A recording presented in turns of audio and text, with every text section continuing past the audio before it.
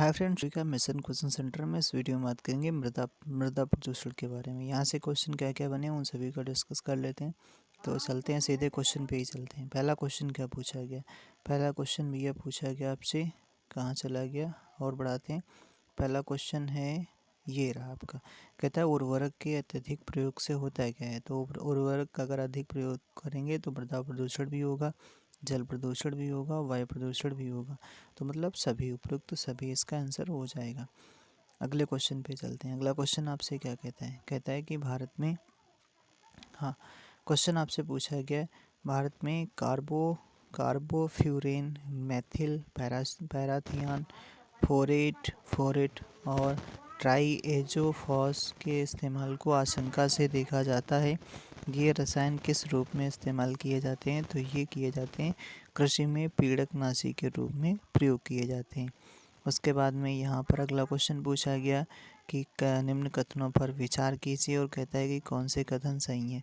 पहला कथन कहता है कि कृषि मृदाएं पर्यावरण में नाइट्रोजन के ऑक्साइड निर्मुक्त करती हैं। जो कृषि मृदाएं होती हैं पर्यावरण में नाइट्रोजन के ऑक्साइड निर्मुक्त करती हैं, सही बात है। उसके बाद में मवेशी पर्यावरण में अमोनिया मुक्त करते हैं, सही बात है। जिससे नहीं, जो जानवर होते हैं अमोनिया मुक्त करते हैं जब। उसके बाद में कुक्कुट उद्योग पर्यावरण में अभिक्रियाशील नाइट्रोजन यौगिक निर्मुक्त करते हैं, तो ये भी सही है। तो इतने तीनों कथन ये सही हो जाएंगे।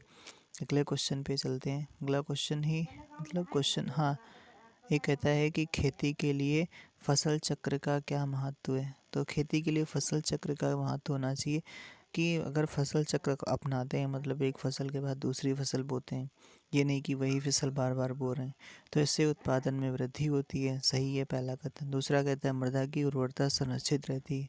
उसके बाद मृदा कटाव कम होता है। उपयुक्त सभी आंसर सही हो जाएंगे। उसके बाद में यहाँ पर और भी अगर आपके ऑप्शन हो सकते हैं, जैसे खरपतवार, कीड़ों और रोगों का नियंत्रण होगा, फसलों की अधिक पैदावार होगी, ठीक है। तलहनी फसलों से मृदा की भौतिक दशा में सुधार होता है। अगले क्वेश्चन पे चलते हैं। अगला क्वेश्चन आपसे क्या कहता है? अगला क्वेश्चन ही है, सीधे सीधे पूछा गया कि हाँ, निम्न का कथन और कारण दिया गया। मृदा प्रदूषण औद्योगिक प्रदूषण की अपेक्षा अधिक खतरनाक होता है, ठीक है, सही, ये कथन है। फिर कहता है उर्वरक तथा कीटनाशक भोजन की श्रृंखला में प्रवेश करते हैं। तो कीटनाशक जो भोजन की श्रृंखला में प्रवेश करते हैं, तो सही का कारण भी इसका सही दिया गया, तो सही व्याख्या भी करता है, तो सही हो जाएगा यही वाला, ठीक है।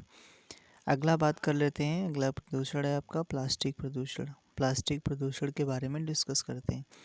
तो प्लास्टिक प्रदूषण क्या होता है? इसमें पॉलीथीन मूलतः कार्बन और हाइड्रोजन के अणुओं के मिलने से बनता है, या एथिलीन C2H5 पॉलीमर बहुपलक होता है। पॉलीथीन में एथिलीन के अणु आपस में एक प्रकार से जुड़े होते हैं, ठीक है। सीधे अब क्वेश्चन पे ही चलें। 1963 में कार्ल जिगलर और गिलियो को नोबेल प्राइज़ मिला था, ठीक है भाई। आप क्वेश्चन पे ही चलते हैं सीधे। पहला क्वेश्चन आपका क्या कहता है? इधर लिखा है पॉलीथीन की थैलियों को नष्ट नहीं किया जा सकता है क्योंकि वे बनी होती हैं किसकी? ना टूटने वाले अणुओं से बनी होती हैं, नहीं, पॉलीमर से बनी होती हैं, ठीक है। पहला ए ऑप्शन तो ये दिया, लेकिन पॉलीमर से जो बनी होती हैं, इसलिए पॉलीथीन की थैलियों को नष्ट नहीं किया जा सकता, पॉलीमर। उसके बाद में यहाँ पर ये अगला क्वेश्चन क्या है? कहता है कि कौन सी वस्तु जीवाणुओं से नष्ट नहीं होती है। तो ये प्लास्टिक जो होती है वो नष्ट नहीं होती है।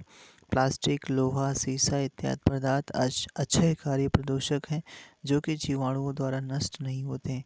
इनकी विघटन की क्रिया कम होती है, वातावरण में एकत्र रहकर इसे प्रदूषित करते हैं। माइक्रो ऑर्गेनिज्म द्वारा आसानी से विघटित हो जाते हैं। शेष विकल्प जो लिखे थे यहाँ पर, जैसे पौधों की पत्तियाँ हैं, खाद्य पदार्थ हैं, गोबर हैं, ये सब विघटित हो जाते हैं।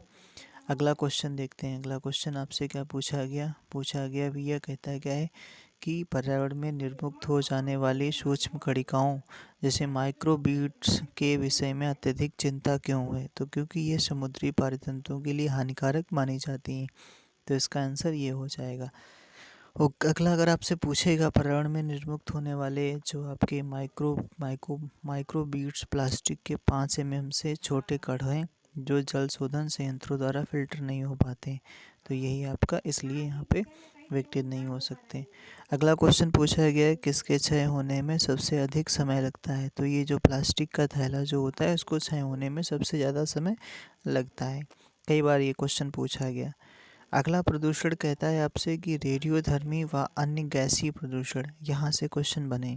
जैसे एक है कि 26 अप्रैल 1986 को सोवियत रूस में चेरनोबिल स्थित परमाणु केंद्र में नाव की दुर्घटना हो गई थी।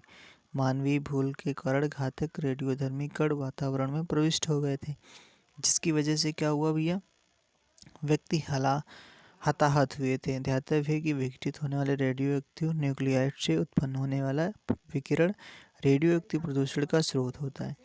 ठीक है भैया। उसके बाद में यहाँ पर रेडियो एक्टिव प्रदूषण के प्रभाव क्या रहते हैं। तो ऊतकों व अंगों को क्षति पहुँचाकर उनकी कार्य प्रणाली में बाधा उत्पन्न करना। दूसरा रहता है एनीमिया व रक्तस्राव आदि के कारण मृत्यु हो जाती है।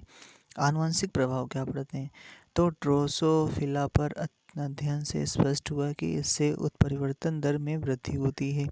आनुवंशिक गुणों पर व्यापक प्रभाव पड़ता है। ठीक है भाई। अब चलते हैं सीधे क्वेश्चन पे ही चलते हैं। एक मिथाइल आइसोसाइनाइड MIC वाला क्वेश्चन पूछा गया, वो क्वेश्चन ही में कर लेंगे यहाँ पे। तो पहला क्वेश्चन क्या कहता है, ये देखो पूछा गया।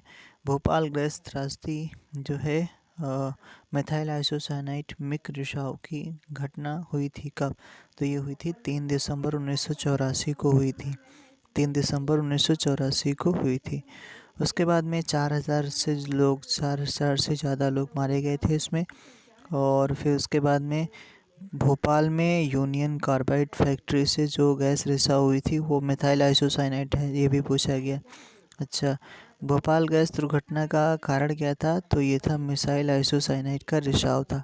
मिथाइल आइसोसाइनाइड का रिसाव था 3 दिसंबर 1984 को हुआ था। ठीक है।